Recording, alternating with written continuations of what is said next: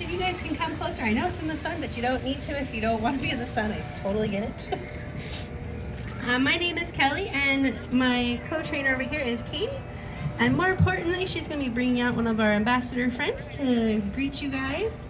So I'll see if once she comes out, if you guys know what she is. She's taking her time eating at the moment. Sorry, it's taking her a long time to finish this. I bet she's adorable. She is adorable. No, she is not a hedgehog. Good guess, though. A porcupine. She is Gracie. a type of porcupine. Do you know what kind of porcupine she is? Short hair. Short hair, yes. I say we do have some that have longer hair. A naked nose? Naked nose? Yes. Anybody else? Because there's a naked nose wombat that lives She here. was called a prehensile-tailed porcupine. So, she gets that name because of that long tail and being a porcupine. But if you watch her as she's climbing around, that tail is prehensile. Does anybody know what prehensile means? It can curl around things. Let's see. There her It tail means is that under it is there. grasping. So if you watch her, she can actually take that tail and wrap it around the logs. Yeah, we kind of woke her up a little. She was out sunbathing when we went to get her. Patrick. So with that, so these guys are arboreal, so they're going to be up in the trees. They live down in South America. So you're going to find them in forests, rainforests, those kinds of areas where it's going to be naturally warm and humid. As you notice, she doesn't really have a lot of hair. She has mostly quills. So has anybody here seen a North American porcupine? So those guys look like giant fur balls, and then hidden in all that fur are those thousands of quills. So with these guys, because of where they live, they don't need all of that under fur and outer fur. So they have a few hairs on there. They have what are called guard hairs. So if you kind of look at her in the sun, you'll kind of see them sticking out, and those kind of let her know where she can fit. Because you can imagine if she were to go in somewhere small, it's hard to back out if you have a lot of quills. So it lets her know whether she's going to fit in there or not. But that tail being prehensile, so living up in the trees, it grasps onto tree branches, and it's going to help her with her balance. It's going to help her reach food that maybe is a little further out there that she can't get. And she can actually hang from it if she wanted to. So if she needed to get to a lower branch quickly, she could just hang from that tail and she could grab onto that lower branch. So it's a really good tool for her to have. So her name is Gracie, and she is about 4 years old. Right. They all get older and I can't keep track. But yeah, so she's about 4 years old. And she was brought here to our zoo to be part of our breeding program. So we have what's called the SSP. Has anybody heard of that? Yeah. So it's Species Survival Plan. And what that is kind of like the online dating world for animals. So we have people who are in charge of that, and it's basically they take a look at all the genetics, and they basically try to pair up who is the most genetically valuable, who should be with who to have those genetics move on, and so that we're not putting animals that are too closely related together. So she was recommended to come here with our male, whose name is Picante. And so we've had her for about 2 years now. And are any of you guys local? Yeah. Local? Oh my goodness. Okay, a few people. Just last year, we had it come out about a baby prehensile tail porcupine named Paquito. That was Gracie's first baby. So we were successful in our breeding. And he's now down in our Africa Rocks area and sometimes comes out for, I think it's a 12 o'clock presentation. But he's doing really well as an ambassador. And so we've put Gracie back with Picante, and so we're hoping sometime here in the future that maybe we'll end up with another one, and then hopefully that one can move on and be an ambassador just like Gracie is. So does anybody have any questions? Because I'll talk forever. Are they a clean animal? Are they a clean animal? Well, I mean, she's not super dirty if you look at her. They poop everywhere. They have lots and lots of poop, and it is everywhere. They don't care where it goes. That's most animals. But she does, with the males and things, they actually will urinate on themselves. They've got scent glands where they'll rub things on them. That's sometimes where you get the yellow color from. So A little stretch, yes, they can be clean. Yes, they can be dirty. It just depends on the individual. So let's talk about those quills. So being a porcupine, she's got a lot of quills. I have not counted them. Maybe Katie has. Let's not fall off of this. Not so much. But they have thousands of quills on them. And who here thinks that they can shoot their quills? Got one, two. You think? You guys watch too many cartoons. No, they cannot shoot their quills. So their quills are the same thing as our hair. So it's made out of keratin. And can we shoot our hair? Nope. It would be super fun if we could, but we can't.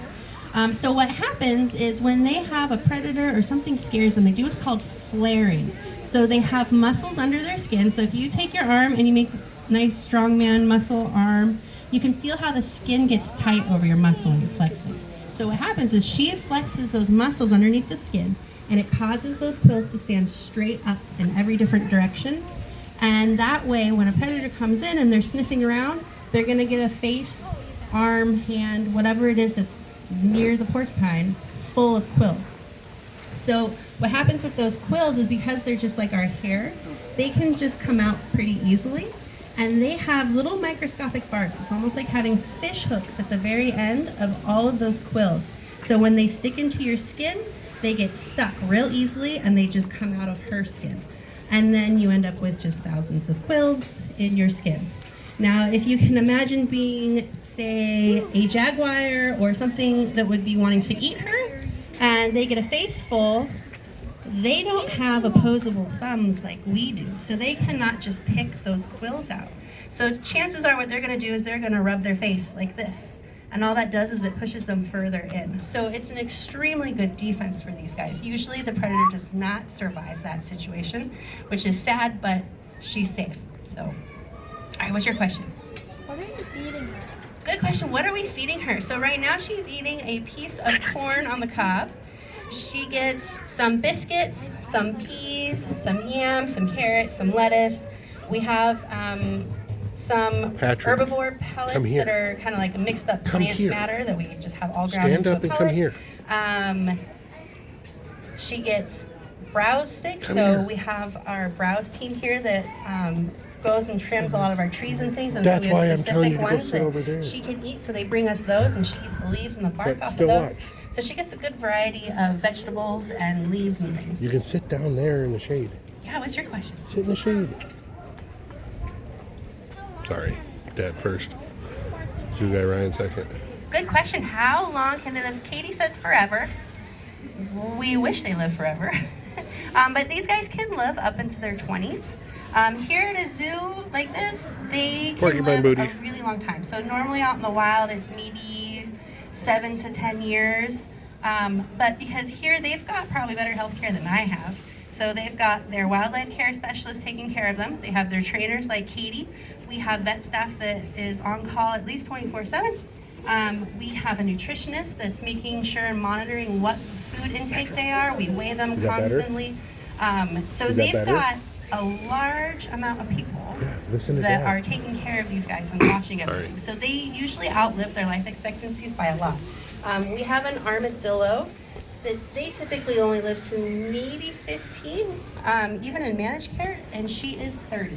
So she's older than some of my coworkers. So yeah, so they have really good, no, not too baby, sorry. But we do have some really good care for these guys. So that's one reason why we really enjoy working here, is because these guys get nothing but the best. So, any other questions? I'm sorry, I came in late. Oh yeah, no worries.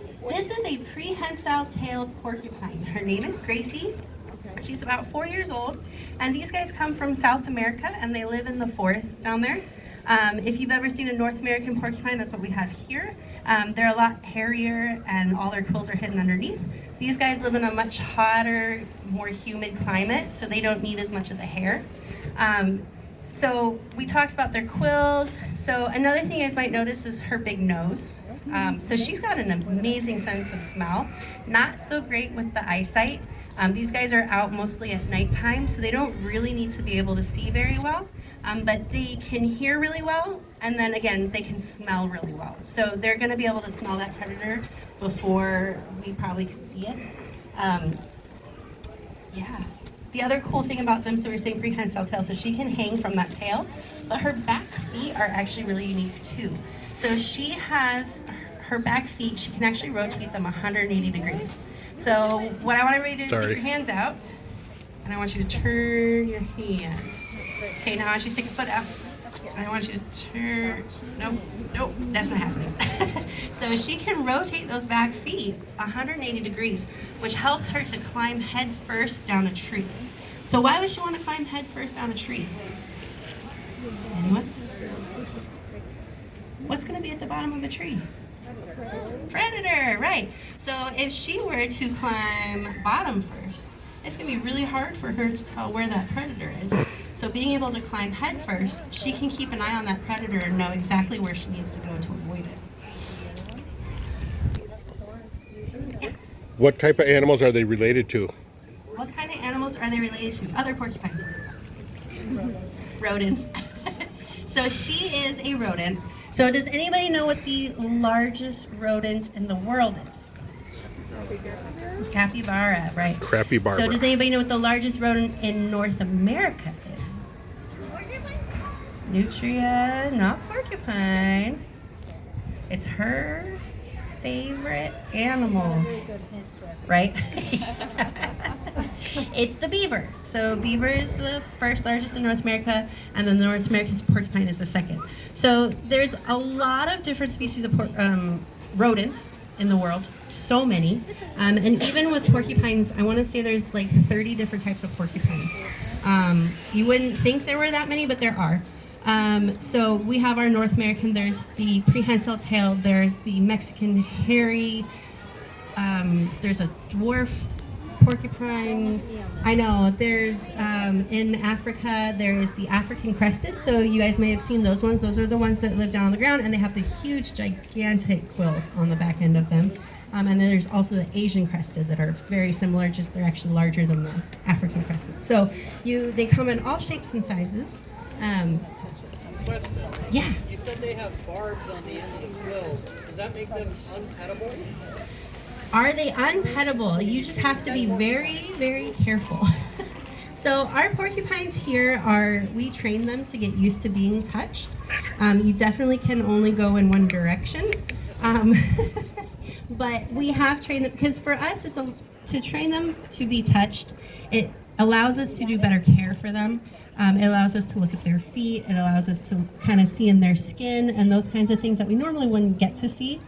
So they do allow us, sometimes it's not their favorite thing, but they kind of tolerate it. But none of them are really into us trying to give them scratches or anything like that. But yeah, if we needed to, we can run our hand down their backs. But again, like I said, not the opposite direction. Is she ultrasound trained, being a mama? Oh, good question. She is ultrasound trained. So with most of the animals we have here, so any that we are breeding, so we've got quite a few that we're working on right now. So we have Gracie here, we have tamanduas, which are a type of anteater, we have binturongs, we have, there was somebody else. Lots of different animals. But we try to do voluntary ultrasounds because it helps us to be able to see those babies, to monitor pregnancies, and it makes it less stressful for them. So Gracie here, we have a ultrasound stand that we made that's made out of PVC pipe, and she goes and she puts her front feet up on it so that her belly is nice and open, and we just feed her through that, and the vets are able to go ahead and put ultrasound gel on her, put the ultrasound wand on her, and she just is a champ. She just stands there and lets that happen. So we are able to monitor and know hopefully first thing when and if she is pregnant. So it's really fun to be able to do that kind of training and get that information. So we're always information collecting with these animals. Oh, she can do it. She's doing great.